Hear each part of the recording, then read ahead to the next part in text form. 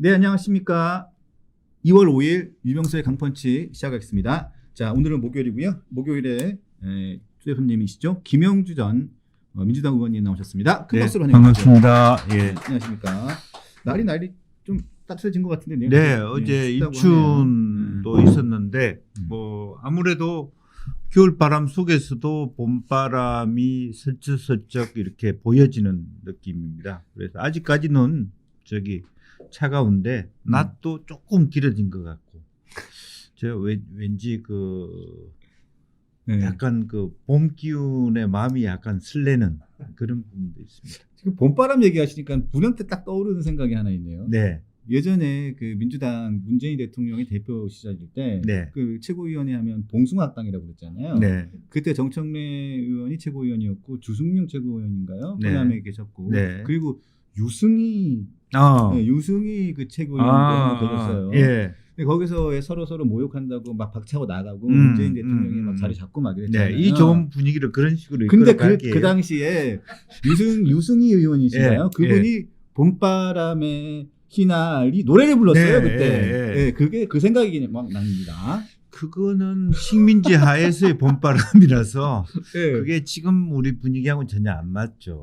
잠깐만 제1야당이었어요 그 당시에. 제1야당의 최고위원회를 하는데 최고위원이 봄바람 노래를 부르고 유승희 의원님한테는 정말 죄송합니다만은 유승희 의원의 정신 상태에 대해서는 제가 그런 말씀 약간의 죄송하다는 말씀을 드리고 안 돼. 정신 상태까지 가시면 안 되고 그 당시에는 아마 제 기억으로는 최근에 어디를 가서 뭐 이렇게 연로하신 유권자분들 행사에 가서 본인이 이 노래를 부르면서 뭐 이렇게 했다.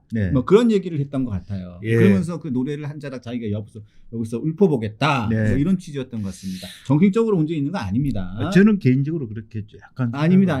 그렇게 생각하시면 안 됩니다. 며칠 안 됐는데 왜 이러세요? 옛날에 제가 캠프를 같이 해보니까 근데 박은수장 선거운동 때 같이 활동을 해보니까 약간은 우리가 합리적으로 수용할 수 없는 주장을 많이 하시더라고요. 그래서 유 의원님이 당시 유 의원님이요. 저는 그런 부분이고 잘 몰라서 봄바람에 그거는 이제 정말 연분홍 치마가 연분홍 치마가 그거는 이제 뭐 식민지 치하에서 일어나는 그 봄바람이고 그러니까 더 슬프겠죠. 그런데 지금은 민주당이 야당복이 있어갖고 지금 봄바람은 굉장히 지방선거를 앞두고 설레는 봄바람이다. 그렇게 봐야 되겠죠. 그 여당 입장에서는 지금 현재 얼마나 좋은 봄바람입니까 지금. 지금 민주당 입장에서 굉장히 즐거우신가 봅니다. 저는 왜 그런지 모르겠어요. 나는 민주당 입장도 아닌데 그거는 어떤 면에서는 국민의힘이 정신 차려야 된다. 그런 얘기를 하는 거죠. 그리고 또 하나는 국민의힘이 제 역할을 해야지 민주당이 덜 사고를 쳐요. 지금 사실은 민주당이 사고 치는 부분을 보니까 국민의힘은 안중에도 없어요. 이 구도로 가면 뭐 원사이드하게 지방선거 이긴다고 생각하니까 개파 갈등, 당내 갈등, 별별 말 조심해야 되겠죠. 별별 일들이 지금 그냥 그야말로 스크린 없이 그렇게 일어난다는 생각이 들어요. 조금 있으면 훨씬 더 이게 뭐랄까 엊그저께 정청래 대표가 뭐 1인 1표제 통과 겨우 했습니다만은 이걸 기점으로 해서 합당이고 뭐고 다 진행할 것 같은 분위기. 이것은 제가 개인적으로 안타깝게 생각하는 야당이 아주 칼을 갈고 기다리고 있고 좀 집중하고 있다면 절대 민주당이 일어날 수 없는 일들이 일어나고 있다. 그것은 다 야당 탓이다. 그렇게 봅니다. 이제 관세 얘기를 좀 들어가기 전에 말씀을 하셨으니까 이 얘기를 좀 한번 했으면 좋겠습니다. 자, 요즘에 더불어민주당 최고위원회를 보면 정말 제가 오싹오싹합니다. 이렇게까지 나를 세울 수가 있을까라는 생각을 하는데요. 또 이현주 최고위원이 특히 그러신 것 같아요. 근데 어제는 보니까 지지자들 사이에서 벌써 특정인의 대권놀이에 민주당을 숙주로 이용하는 것 아니냐, 차기 알박기 아니냐는 얘기까지 나온다. 민주당을 조국 대표 만들기 수단으로 여기는 듯한 발언까지 나오는 실정. 이렇게 하면서 그냥 정청래 대표 앞에다가 대놓고 그냥 얘기를 했어요. 근데 그 전번 저 최고위원회에서는 또 뭐 반란, 로마 시대에 2인자, 3인자가 반란을 한다. 뭐 이런 얘기까지도 했던 걸로 기억이 나는데 정확한 뭐 예, 매우 수준 높은 최고위원회죠. 예. 자, 제가 보기에는 그럼에도 불구하고 이 대의원 권리당원 1인 1표제는 통과가 됐어요. 네. 근데 뭐 실제적으로 보면 지난번에는 그 기본적인 수를 못 넘어서 통과 안 됐는데 이번에 통과는 됐습니다만은 사실은 찬성은 겨우 40% 정도 넣은 데 비해서 반대표가 훨씬 더 100표 이상 늘었더라고요. 100표 이상 101표인가 이렇게 늘어났거든요. 중앙당무위원인가? 예. 그래서 한편으로 보면 이게 해석하기에 따라서는 정청래 대표가 이겼다고 하지만 저는 이 장면이 생각났어요. 제 개인적으로는 옛날에 박영선, 박원순 경선 때.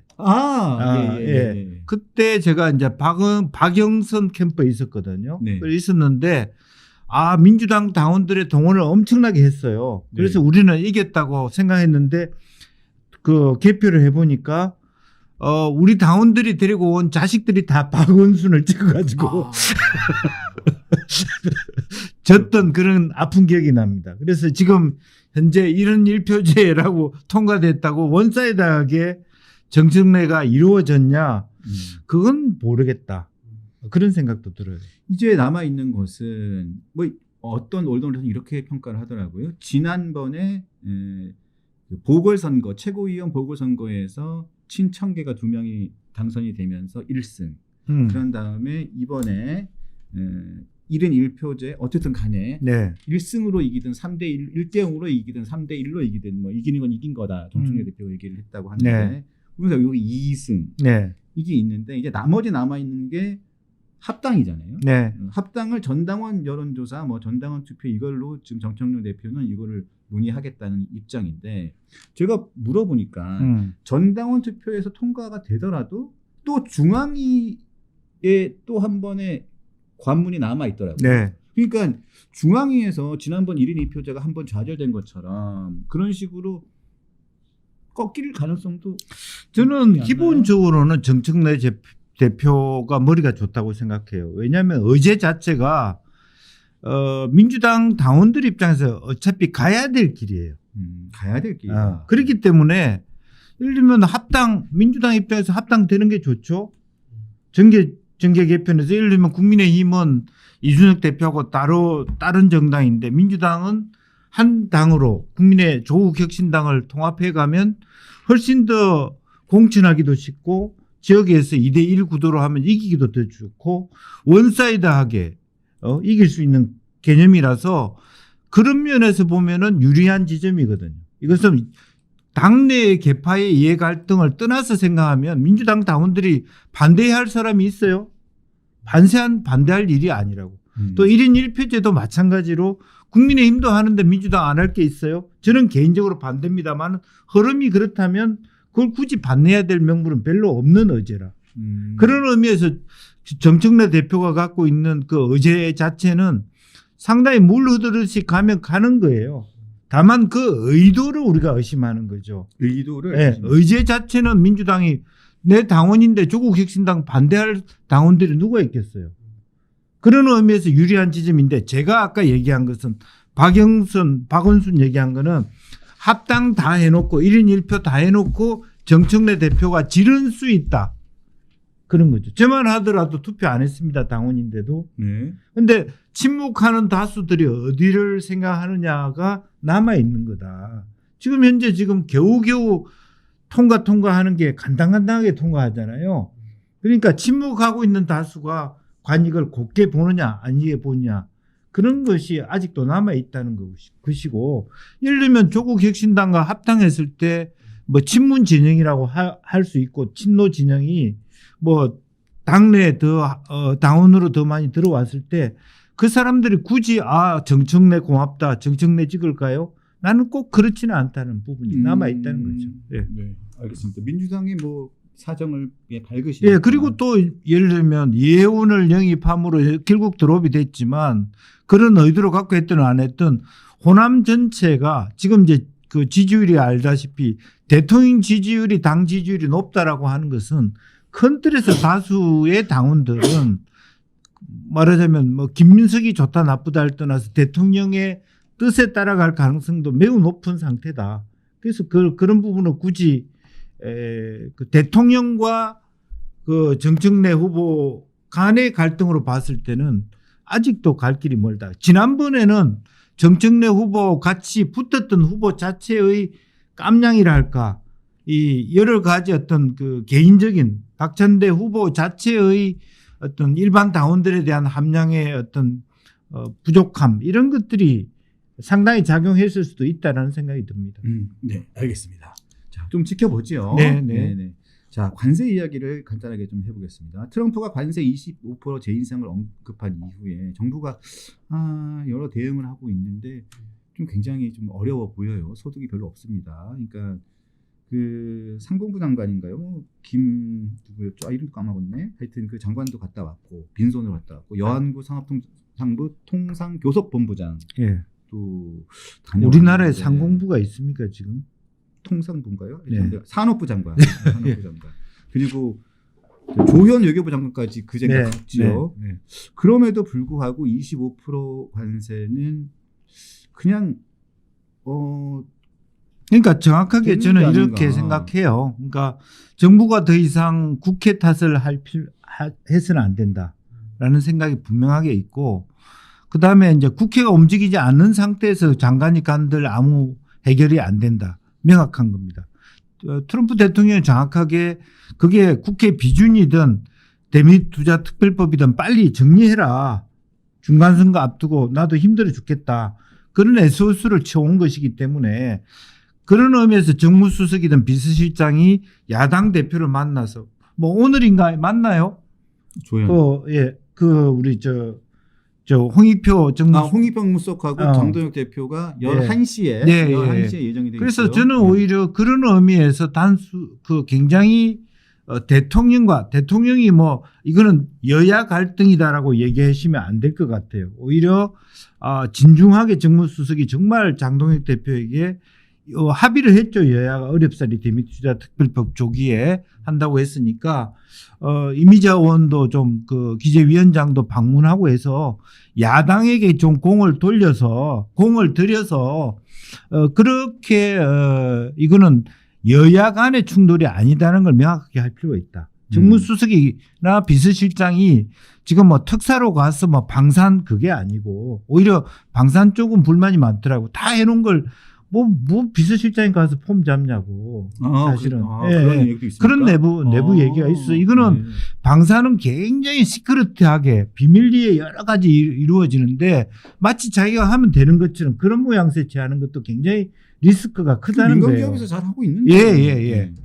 왜 그거 뭐 꼭지 따놓고 그냥 우리가 안 갔으면 안 될 것처럼. 아니, 정치인들이 원래 그렇잖아요. 그럼 그렇게 할 바에야 비서실장이 국회에 와서 장동혁 대표, 특히 사랑하는 이미자 기재위원장 만나서 좀 이렇게 좀 협조할 수 있도록, 그리고 또 하나 역으로 기재부 장관 후보 이번에 오히려 장동혁 대표한테 좀 한 분 더 제대로 된 분을 추천해 달라. 이제 그런 얘기를 해보면서 주고받을 수 있는 그런 야당이 손해봤다는 생각이 아닌 그런 딜을 한번 해보면 좋겠다는 생각이고요. 그래서 이 문제를 통해서 이 문제가 확실해져야지 트럼프가 억셉트하는 것이지, 장관 아무런 그 국회 나둑거리지 않고 장관 같다고 해주면 누가 이 문제 해결 못합니까?